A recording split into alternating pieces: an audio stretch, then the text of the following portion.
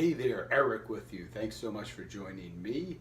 Now I know I'm preaching to the choir when I say this, but have you ever given your child a responsibility? Maybe it's cleaning their room and they just don't follow through. It can be so frustrating. You just don't understand. It can be something that takes 5 minutes, yet they're just not doing it.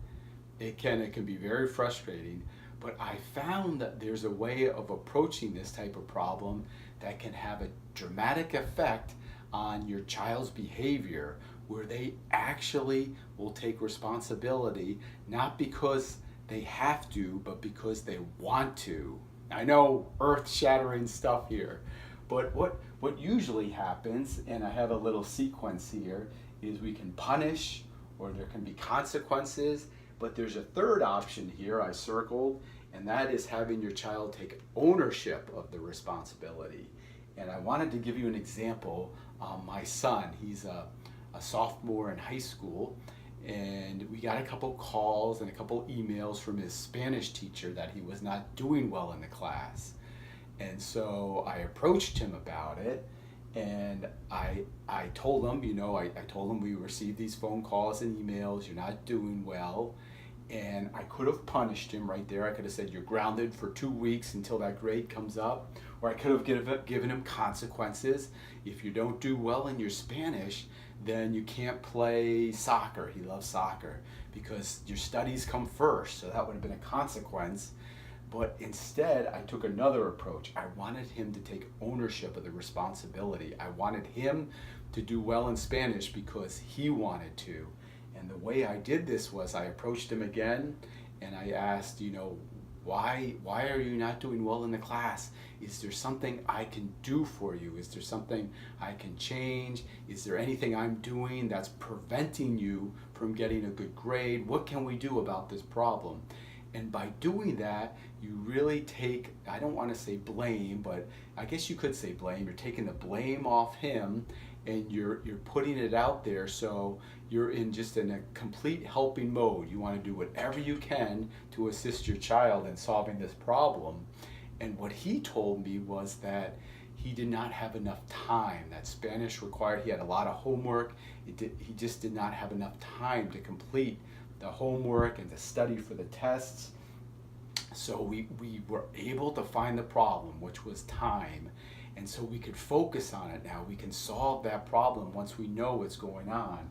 And so we just made some subtle changes. We ate dinner a little bit earlier.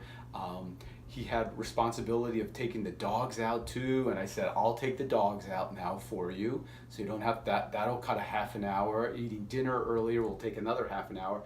Now you'll have another hour just to devote to Spanish. And he thought, that would solve the problem. And lo and behold, it did. His grade crept up, and now I believe last check was an A or a B. And so he took ownership of it now. It was on him. The impetus, all of it was on him.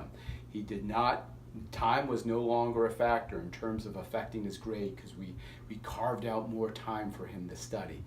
And that might not even have been the problem, but he came up with that.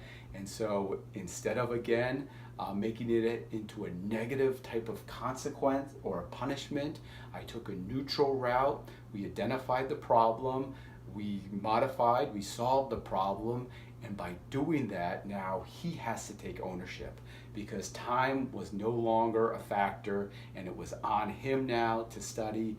And now it worked like a charm because he wants to do well in Spanish because he knows the responsibility is his too. There are no other factors, there are no other variables. He has taken ownership of that responsibility. So I hope that helps you. It's a great tactic. It works with younger children too.